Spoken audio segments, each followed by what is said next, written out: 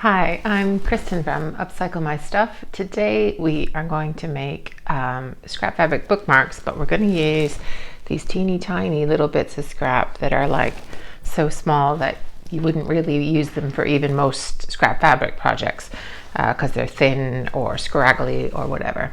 So stay tuned and see how we do it. The main material you're going to need for this project is some embroidery stabilizer. Don't worry, I'll put a link in the description if you've never heard about this, but it's basically dissolvable is the kind that we're trying to buy for this. And you're going to cut it to, so I'm kind of doing the width of the roll, which is probably a little bit long, but that's how I do it just for ease. And I measure it 3 inches. So here I'm just marking the bottom, and then I'm going to mark the top. And then I'm going to just cut along that line.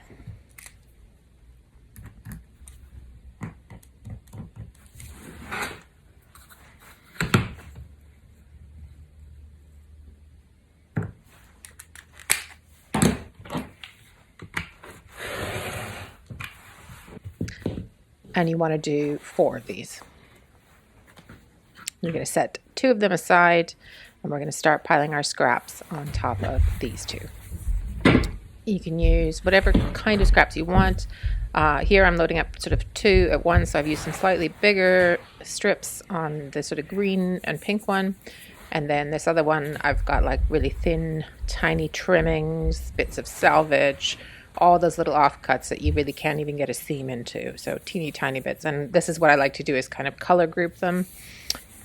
So you could do all one color, or what I'm doing here is kind of doing families of colors. So this one's the kind of red and blue and floral, and the other one's going to be sort of more this tealy color, and then I'm going to pick up on the pink, I think, on the other side of that one.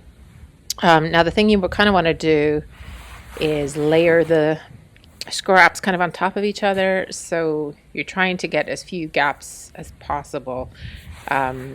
So that you're kind of wanting to do the fabric all in one layer. And as you can kind of see, the right side, the pattern is all up. So you're going to have a right side and a wrong side to the bookmark. So one side's going to be like the back, and one side will be the front. And so you can see I'm kind of just overlapping the pieces to try and cover the edges. It's harder on that one with the tiny trimmings, obviously. But if you're using slightly bigger squares or strips, like in the tealy blue one, you can just sort of overlap the edges as much as you can. And I am leaving a kind of a border at the edge of the stabilizer, but I'm not measuring it. It's not a big deal because we are going to trim this all up when we get to the end. So don't be stressing about this. Just have a play putting the colors together, and don't stress about what goes where. This is like just a fun sort of creative playtime with, just play with the colors, just look at all the little bits and see what's pleasing to you, and that's what's going to work.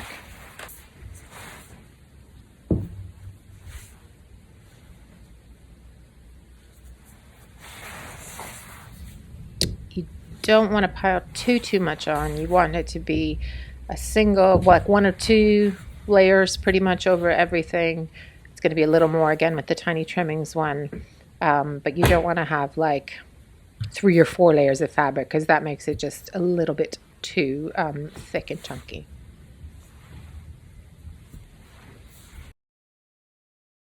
When you've got them how you want, then you put those second 2 pieces of the dissolvable embroidery stabilizer on top, so you've got like a little sandwich.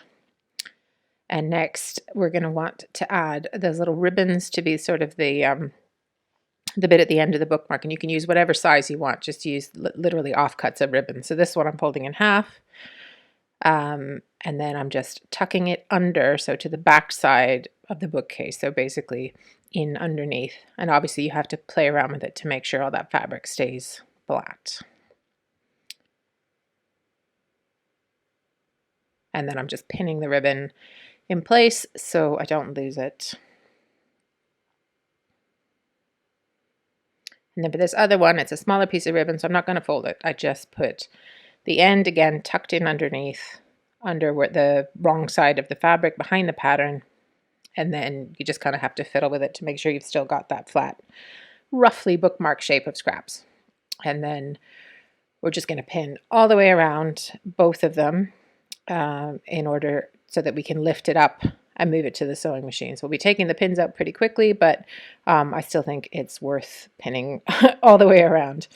I have done this before where I've actually sewed a pocket that was open on one side and then stuffed the stuff inside, but it didn't turn out as well as laying the scraps down and then pinning on top.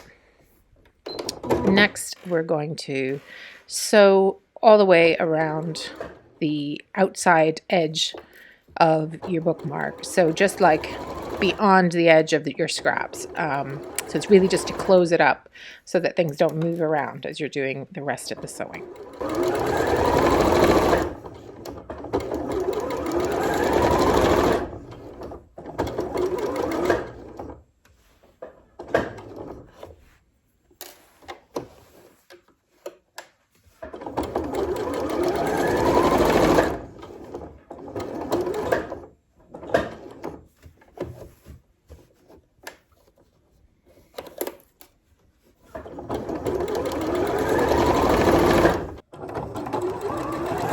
Show you two different ways of sewing these all up. So this first one is kind of what I'm calling the wonky way.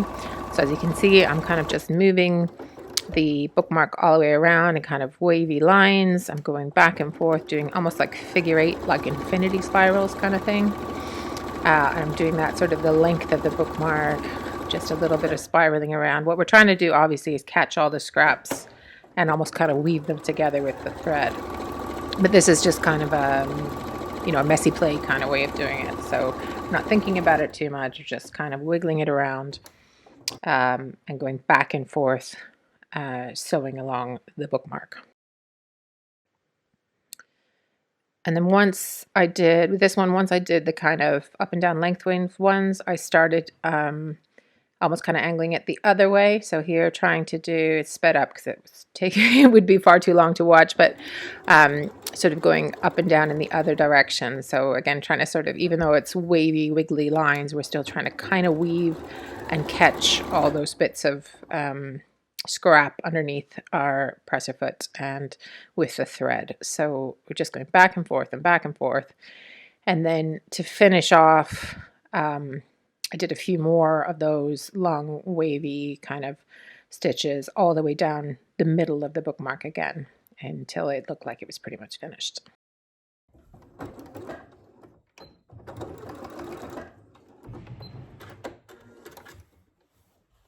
So here it is all finished, and you can see the threads are holding all those scraps together.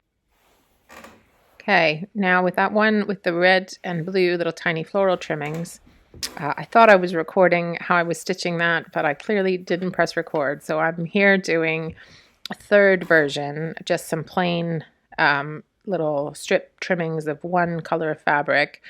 So this is just like another way you could do it. You don't have to mix your colors. You could just do one. And I'm doing another one because I really wanted to show you the other way that I was stitching it, because I think it's my favorite way now. So I was using kind of some pre-programmed, like a fancy stitch in my machine, so it's like a wavy line. If you don't have a wavy line, you can do like a zigzag, but I just think it turned out a little bit neater, so I wanted to show you. So this is me obviously sandwiching that third bookmark, and I'll show you that stitching next.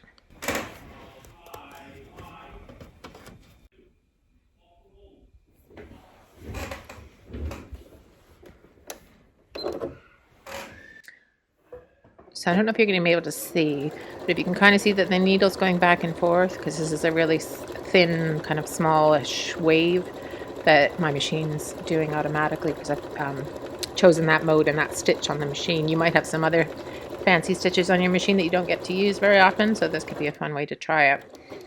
But rather than doing the kind of wonky, just all over the place sewing that I was doing in the first one, this one I'm doing more of a grid. So first I'm going around the outside like we did anyways with the other ones, and then I'm going up and down across a couple stitches, down across a couple stitches, down.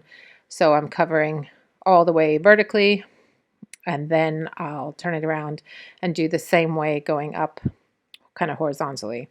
So it's like a grid of these wavy lines, like a chessboard or a quilt or anything like that. And again, it's trying to catch all of those pieces underneath. So I did the same method for that one that was like red and blue with the teeny tiny trimmings, so it worked just as well with that.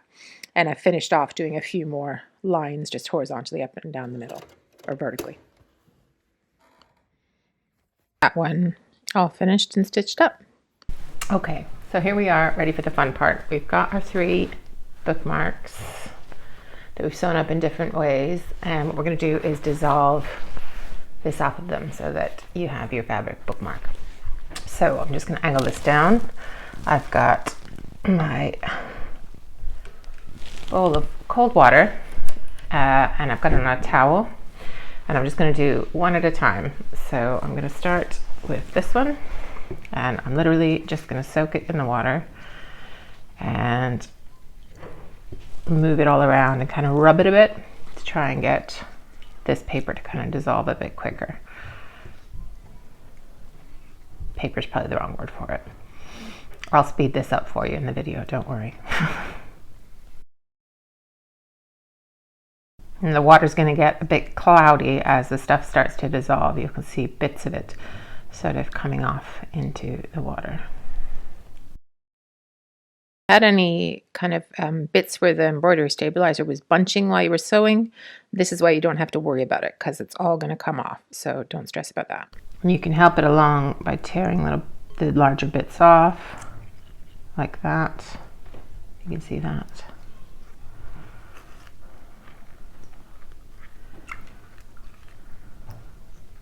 And don't worry about the threads that catch it and things like that. We're going to trim these all up at the end.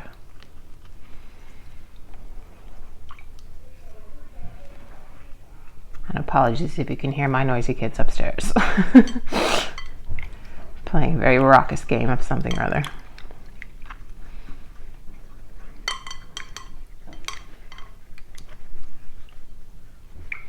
And you'll be able to feel when you've got it all off. You can kind of see it as well, obviously, but sometimes there's little bits that you just need to keep. There we go. So that one's pretty much done. So you can see that.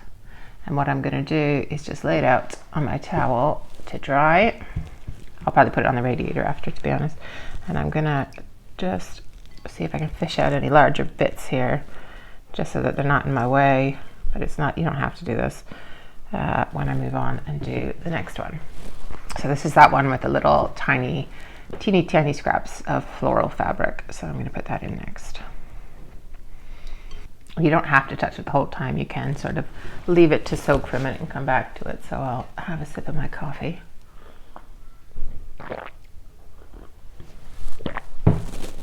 And then see how it's getting on.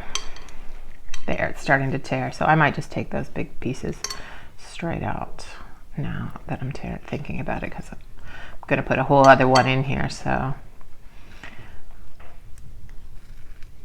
there we go. It's very satisfying. Okay, so those are the big pieces around the edge, and I'm just going to sort of rub it with my fingers in the water to try and get the rest of it. And as I said, we're not worried about the fact that there's bits of fabric on the edge, there's bits of threads on the edge. We're going to trim them all up once they've dried out. So I feel like that one's pretty much dissolved there. I don't know if you can see that. And then we'll put that down there. And we'll do the last one, which was my bonus one. So I'll do the same thing. I'll let it soak for a minute. And have another bit of coffee. And when I made these before, I felt like I made them too thick. I shoved too many things in. And so then it kind of just didn't sit flat inside the book as well. But they were fairly, sturdy. So I'm going to see these ones are much thinner. So we'll see whether they just seem super floppy or if they work as bookmarks. We'll see. But you can kind of play around with how much stuff you put in, how little. You can put threads in, you can put bits of zipper, you can put anything you can sew across, basically, you can put in. And all you're doing is using the threads to create a kind of grid to capture everything and bind it all together. I will probably also do another video about doing this on a kind of larger scale, almost like a piece of fabric, for because these could be good for cutting out sort of applique shapes and things for different projects. So I will post link to it once I've done that, but it's not up yet. So that's starting to feel to me like it's dissolved.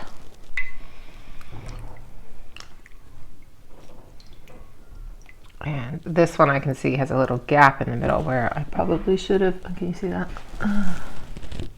Right there, where I probably should have had another piece of fabric because it's a bit gappy, but we'll see how it turns out when it dries. So I'm going to put those on the radiator, and I will come back when I have some nice dry bookmarks to trim.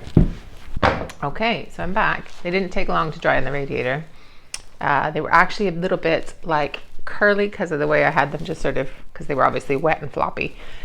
And so I've ironed them, so it's fine, totally safe to iron. And they're actually, I think it's the thread, because I'm pretty sure all the stuff is dissolved off of it, but they feel sort of stiff enough that so they're holding their shape, which I think is exactly what you need for a bookmark, so I'm pleased with that. So what I'm going to do is angle down and show you how I trim these up. So you can do it with a rotary cutter if you want. I'm going to use pinking shears. And so you can see this one's a little bit, can you see it? Let me see. It's a little bit wonky, right? So it's thinner here and it's thicker at the top. Now I could measure that, but I'm not going to. But I'm going to start and just catch the very edge of this with the pinking shears and then go in like further here to try and even it up. So I'm just going to kind of go straight to the edge as little as I can because I don't want to make it super thin. And then, but then as I go up further, I'm taking away a bit more of the bookmark. And again, you could, if you want it to be absolutely the right shape, you could measure it. And I also feel like that's a little bit long. So what I might do is, if you can see where it kind of goes off on a tangent, I think I'm going to trim it here. And then I could use this for some other kind of applique or something like that, cut it into a different shape or something. So I'm going to trim that straight off. And then I'm just going to trim down this side. And it's still going to be a little bit wonky, but not super wonky. And then I'm just going to go as close as I can get to the ribbons. I don't want to cut the ribbons off. Just trim that little bit at the bottom.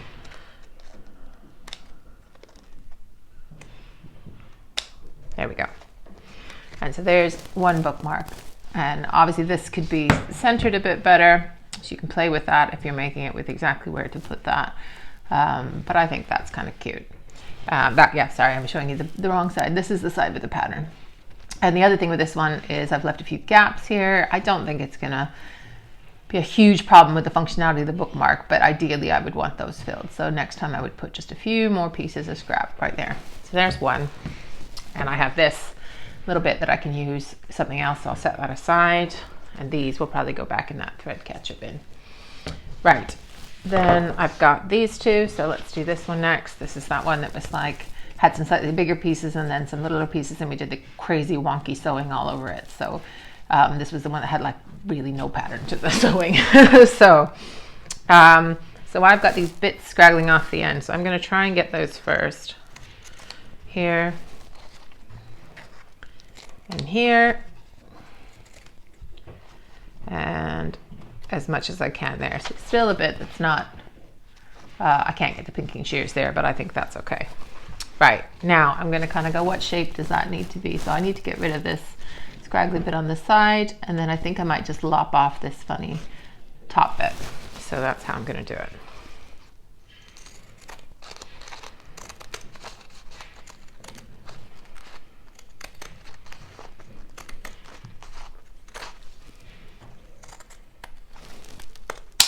And again, I mean, that's big enough.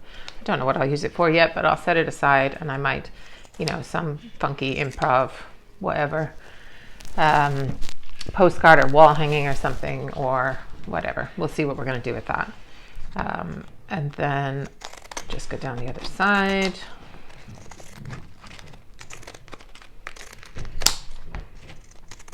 There we go. And there's another one. And I think I quite like that one. And then got the last one. Let's get this stuff out of the way, and my cable sticking to me. Right. So this one is the one with the tiniest wee pieces, but I really like the colors in this one. It's the same. This is scraps from a denim quilt I made recently that I am going to put a video out about, so I'll link to that once that's out as well. But I just like how these colors go together. So just like with the other one, I'm going to just start trimming off these funny ends as much as I can without trimming the ribbon off. And this one's got some funky threads coming out, so I want to get rid of those. So I'm going to make it as thin as I need to get rid of those threads and still make it look somewhat straight. So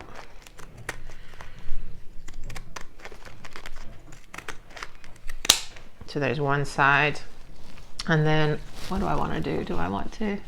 I'm not sure I love this selvage edge that I put across the top, so I might trim it here, and then again I can use that for something else, or maybe even here, because I don't know if you can see it's not quite as thick up here as there, so that's what I'll do.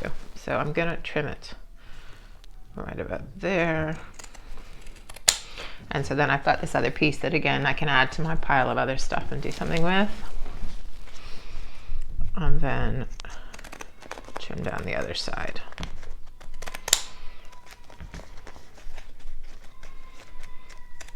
Okay, I really like that one. That one I think is the kind of, this is the one that had the like wavy stitch from the fancy stitch from the sewing machine. I feel like that is one that I could give as a gift because I think the colors are just cute. Again, the only thing is there are a couple of places where there's a little gap where I could have had one more here and here, where I could have had one more little bit of scrap or something. So again, you could play with that, but I'm pretty happy with those. So I'll just hold them all up for you again so you can have a look. And obviously you can have a play, make them whatever size you want. If you want taller or smaller, and play with the colors and the fancy stitching or the crazy stitching, and just make them your own. And in a book, and here it is next to the quilt where the trimmings came from. So I hope you liked that scrappy bookmark tutorial, and you're going to go off and make your own, and I'd love to see what you make. So do leave me a comment or send me a message. And if you do like projects like this, then please don't forget to hit subscribe, hit like, hit that bell to get notified, and hopefully I'll see you again soon.